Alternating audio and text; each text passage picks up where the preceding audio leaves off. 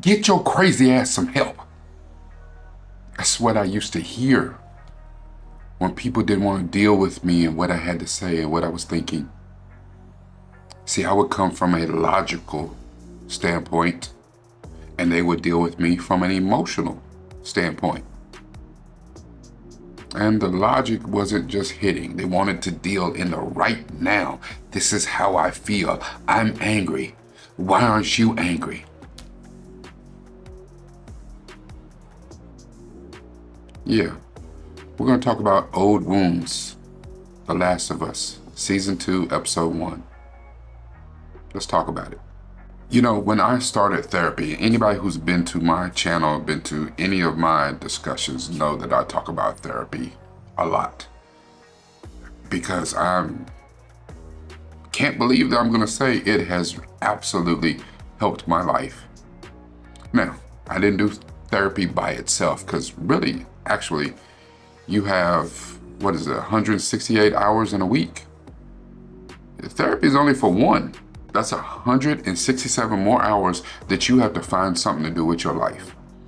And the one thing that I learned also is even going to church. You go to church, you hear the word, that gets you over for a little bit. It don't solve the whole week. It don't get you all the way through all 168 hours. You good until you show up to church again next week. Doesn't work like that. So I need a combination of prayer, meditation, therapy, activity, things to keep me active, things that to work in my purpose, daily affirmations, probably healthy eating and exercise if you can get it. I don't do too much of those either one of those. I need to do more. But the thing is, even in doing therapy, I found out that I was bringing in old wounds, old scars. And the thing about old wounds and old scars is that they heal up. You think they heal up. They heal over, not up. So even though the skin is healed, you think your mind is healed, it's just a thin layer underneath that pain. Stuff from my childhood, my father, my marriage, divorce, past girlfriends, past betrayals by friends, and it's a lot. And if you don't ever deal with it, you repress it, you push it down. The worst thing that could ever happen to you is that it bottles up and explodes. Let's talk about this episode.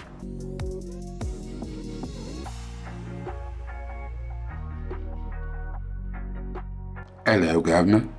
This is Rick T, Noob from the Ville, and I'm here to talk to you about The Last of Us, Season 2, Episode 1.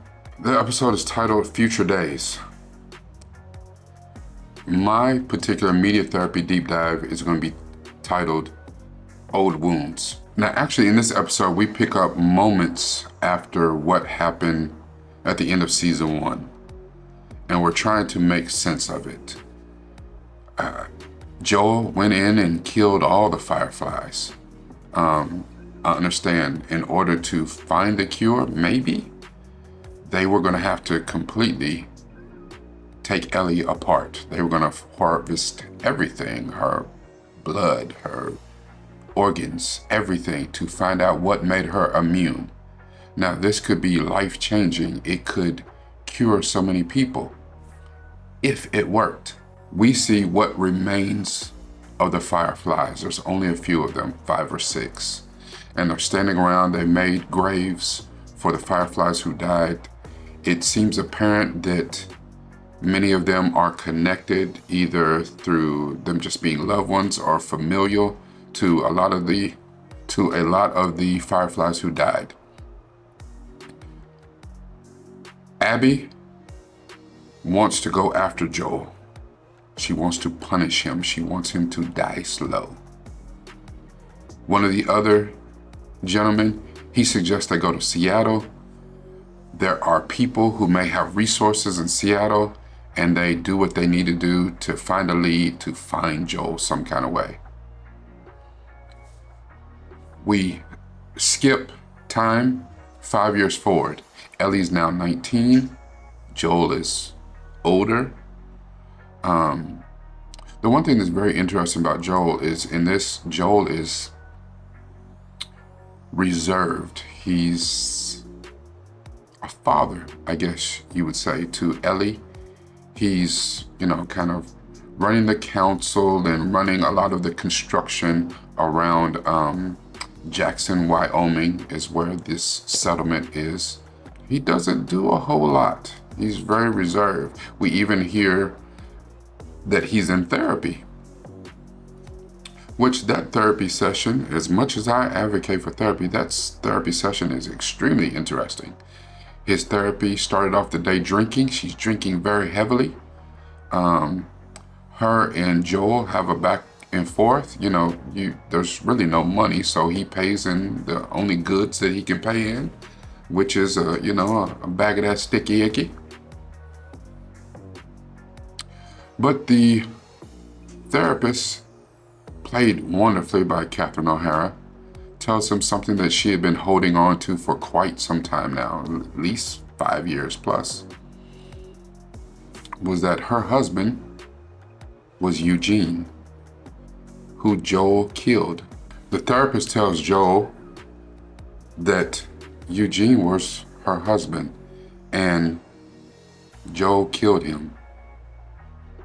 I think she says murdered him. Either way, he's dead because of Joel. She says she understands that it's not Joel's fault, that he had to kill him, self-defense, whatever. She said, but she can't forgive it. Every time she looks at his face, it does something to her. And she's been drinking heavily this morning. She just had to get off her spirit. And she said, once it was out there in the air, it's out there, And Joel has this look on his face like he doesn't know what to say. He doesn't know where to go with that. And he said he's upset that Ellie is not speaking to him, that he has zero relationship with Ellie right now. And the therapist is pissed at him. She said, you in here whining and crying about, you're not getting along with a 19-year-old teenage girl like every other father on the planet, even for a girl who's not even yours. You've been taking care of her for like 5-6 years. And for that first year, y'all was golden. She was 13, 14 years old. Y'all have been on the outs for 5 years. What did you do? She said, I'm sick of you lying to me. What'd you do? And he said, yeah, he did something. He saved her. Of course, he didn't tell her the whole truth. And Ellie knows the truth without actually knowing the truth. It hasn't been put out there, hasn't been said. So Joel has been carrying these old wounds with him for 5+ years. Ellie feels some kind of way. 5+ years. In this episode, we meet Dina, who is Ellie's best friend, and we later learn a love interest as well. They are very close. Ellie is hella reckless. They go out on patrol. They come across some infected. She breaks rank, does what she normally does, gets herself into a dangerous situation, even ends up being bitten by a new type of infected from the video game. We call them stalkers. Stalker is a little bit smarter, if you will, calculated, lures people into a trap, finds ways to get around what the normal clickers and shriekers and bloaters and all the other infected do. Ellie gets bit, but she goes out of her way to hide it. She even kind of does some things when she gets back to mask the fact that it's an actual bite. Not sure if that'll come into play later. I kind of thought that Dina would find out that she's immune, because right now no one knows that she's immune. Joel and Tommy, I think, are the only ones that know that she's immune. The episode goes off with, we see a backpack and some people on the ridge overlooking Jackson on the way to the New Year's Eve celebration in Jackson. And the backpack is recognizable from the game, and it is Abby and a person or a few people with her. It's been 5 years, but Abby absolutely remembers the assignment. You know that I love my quotes and only have two.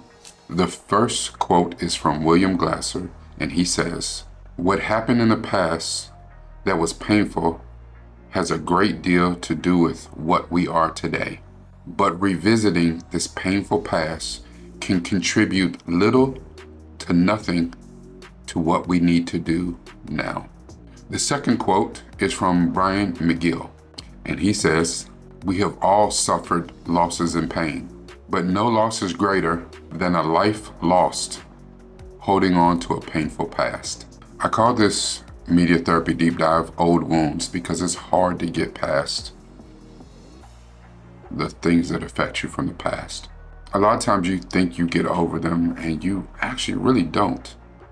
You refuse to talk about them. You refuse to make any actions to sometimes make it right. You refuse to even acknowledge it.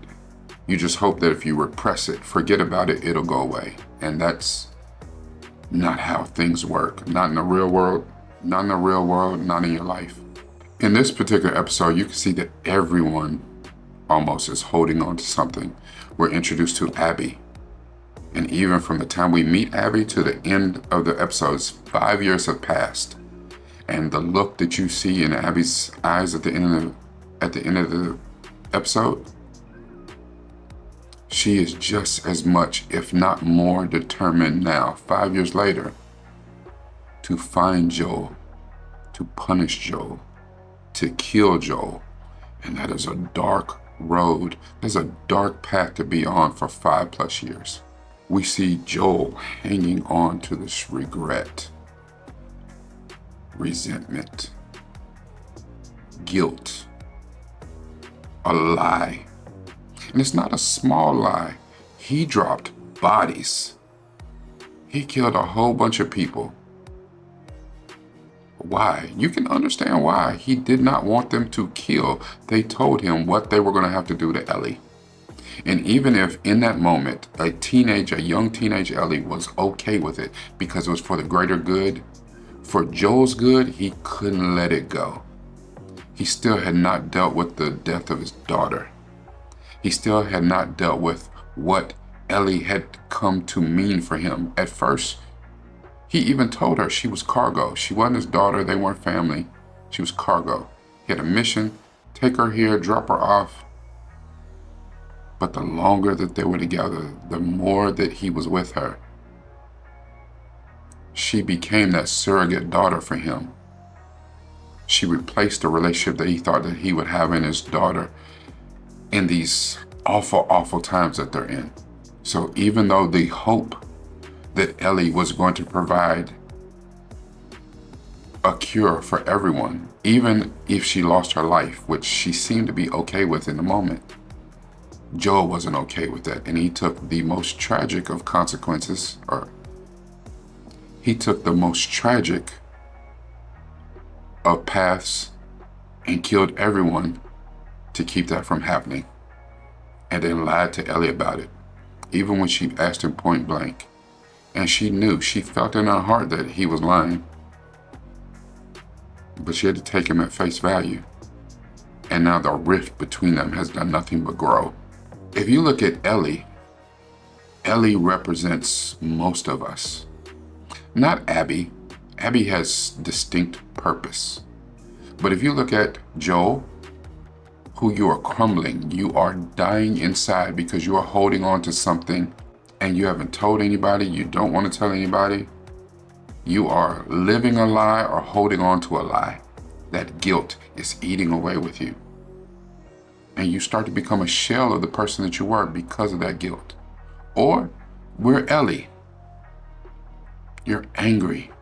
You're not even sure exactly what you're mad about. You have a feeling, a gut feeling Someone close to you has betrayed you. They've done something wrong to you. They've said something wrong.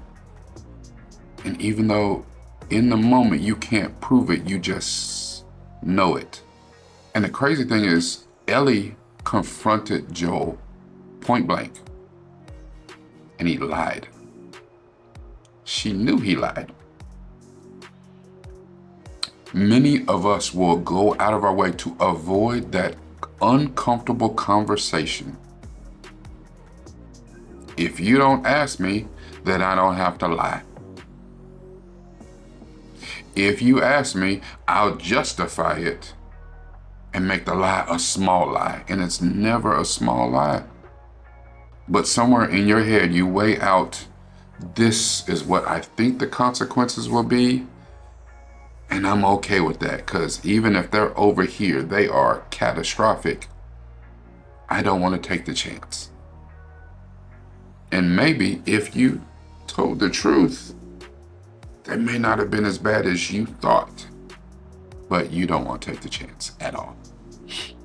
And that is a terrible place to be. So Ellie's holding a grudge. She doesn't even know why. She can't even vocalize why she's holding a grudge against Joel. And it's bad. So she does these reckless things. And even now that she's found love again in Dina, she can't be upfront with Dina because now she's guarded. She's got her guard up because the one person she really cared about, Joel, has hurt her so badly that it's hard to trust anybody else, because they would turn around and do the exact same thing to her that Joel had. She knows how much Joel cares for her. He would kill for her. He has killed for her. He would die for her. He's almost done that too. And you would think someone who has almost died for you, someone who has killed for you, that they would have a better relationship, but they don't. And we have strained relationship with people right now in your life who wouldn't do either of those things. Or the people who absolutely would, you're in the same place that Joel and Ellie are. Because you refuse to heal your own wounds. Sometimes you can't just put water on it. You can't just put a Band-Aid on it. It needs actual healing. Now, what that means for you, what steps that you have to take to get it healed, I don't know. But it's definitely a bridge that you need to cross. This is Rakai Steed, new from the Ville. Make sure that you like and share this as much as possible. Leave me some comments on any old wounds you're still holding on to, or some that you've even let go. What did you think about this episode? And if for some strange reason you have not subscribed, it's okay. It's not too late. Hit the button in the corner, subscribe. Every time we do one of these, I use this. But it's even more important when you use this.